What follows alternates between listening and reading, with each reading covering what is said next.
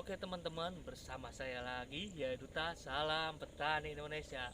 Jangan lupa like, share, dan subscribe akun YouTube saya untuk wawasan pertanian yang lebih banyak lagi. Oke teman-teman, untuk kali ini selain saya memvideokan tentang masalah pertanian, dan saya juga bikin movie-nya ya, film-film komedian pertanian. Jadi di akun saya ada film komedian pertanian. Jadi semata-mata itu untuk menghibur teman-teman, supaya kita lebih cerah lagi. Jadi sebagian hiburan saja, sebagai hiburan petani. Jadi saya memperkenalkan pertanian melalui komedi teman-teman. Jadi untuk kreativitas taruna tani juga, anak-anak taruna tani yang berkreativitas pembuatan film. Jadi untuk menghibur tapi mengenalkan pertanian melalui dunia komedi. Oke teman-teman, untuk kali ini saya akan menjelaskan untuk bagaimana sih cara mengurus pembenihan padi. Jadi setelah sebar itu, mengurus pembenihan itu seperti apa sih? Pembibitan padi. Jadi pertama teman-teman, ketika padi mulai disemai, jadi banyak petani yang nanya ke saya, Pak, umur berapa sih untuk pemupukan padi? Pemupukan padi setelah semai ya teman-teman, setelah tebar, setelah disebar bijinya itu berapa hari sih Pak? Jadi teman-teman bisa memupuk di umur 12 hari. 12 hari. Pokoknya pemupukan maksimal itu 15 hari sudah maksimal teman-teman. Jadi 12 sampai 15, bagusnya 12 hari. Nah, bagaimana sih Pak pupuk apa sih yang digunakan? Pupuk yang digunakan nitrogen atau urea teman-teman. Nah, ada juga petani yang bertanya, Pak, berapa banyak urea yang dibutuhkan untuk memupuk pembenihan padi. Jadi untuk memupuk pembenihan padi tergantung benih yang kita gunakan teman-teman. Jadi misalkan menggunakan satu kantong benih atau 5 kg benih untuk pembenihan tersendiri. Nah, teman-teman juga gunakan ureanya 5 kg. Kalau benihnya ditabur 5 kg, jadi teman-teman mupuknya 5 kg ureanya. Terus kalau pembenihannya ditabur 10 kg, ya 10 kg juga ureanya. Ada juga 15 kg, ya 15 kg juga ureanya. Nah, selain itu seperti itu cara pemupukannya teman-teman. Nah, ada juga teman-teman, kalau untuk menghindari misalkan penggerek batang, atau kita bisa menggunakan karbopuran ya di pembenihan. Penggunaan karbopuran untuk pembenihan teman-teman, jadi karbopuran itu satu kantong ada yang 2 kilo, ada yang 1 kilo.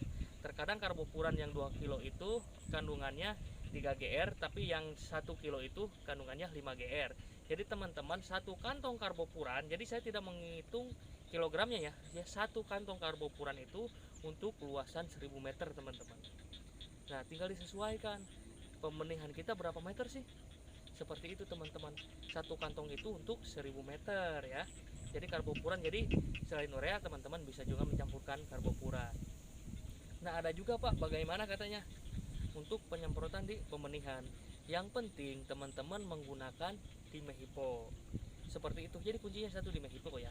Dan lihat lagi kondisional. Kalau kondisionalnya ada hama penerbang, orang dan lain sebagainya, teman-teman tinggal mik aja di Mihipo, mik PPMC, seperti itu aja di mik teman-teman. Jadi kondisional. Kalau misalkan ada yang seperti ini putih-putih, kalau ini hama putih palsu ya teman-teman, masih putih-putih, ibaratnya teman-teman harus menggunakan di Mihipo, di mik abamectin, seperti itu. Nah, untuk pembenihan juga teman-teman, untuk pembenihan berapa kali sih harus kita aplikasi? Pembenihan itu diaplikasi minimal 2 kali teman-teman, minimal 2 kali. Jadi aplikasi pertama bisa di umur 10 hari dan di umur 16 hari atau 15 hari. Jadi 2 kali. Adapun untuk penggunaan, katakanlah sesudah di pembenihan kan kita lakukan tandur atau penanaman. Menandur atau penanaman teman-teman.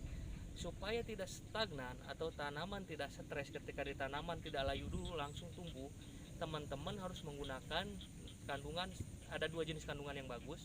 3 hari sebelum dicabut, teman-teman kasih hormon namanya hormon auksin atau wauksin tunggal, itu 1 bungkus untuk 1 tangki. Ada juga teman-teman selain menggunakan auksin, teman-teman boleh menggunakan SiO2 ya, yang kandungannya silika, tapi silika tunggal juga. Jadi tinggal pilih mau hormon auksin atau silika. Seperti itu teman-teman. Nah, sesudah 3 hari sebelum ditandur, teman-teman aplikasikan sebelum dicabut. Kenapa harus 3 hari? Dikarenakan kalau 1 minggu rata-rata nanti akarnya akan tumbuh lebih banyak, untuk mencabutnya susah. Jadi kalau 3 hari pas mau dia tumbuh, dia sudah pindah tanam, dan sesudah pindah tanam dia akan tumbuh hijau dan sehat seperti itu teman-teman. Jadi untuk pembenihan seperti itu teman-teman.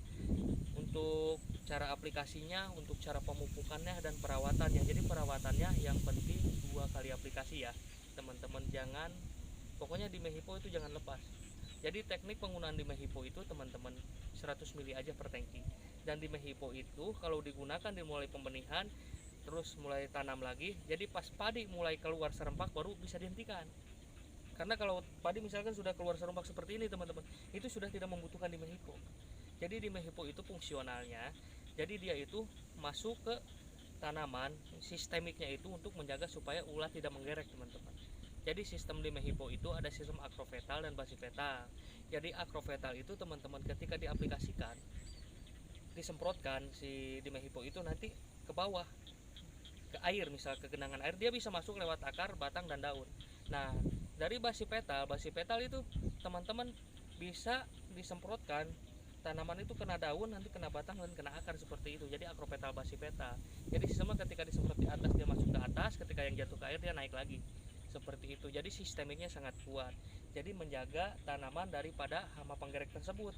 Dijaganya di dalam. Karena pengendalian penggerek batang itu bukan pakai racun kontak, tapi racun sistemik. Tapi sistemiknya yang kuat teman-teman. Seperti itu.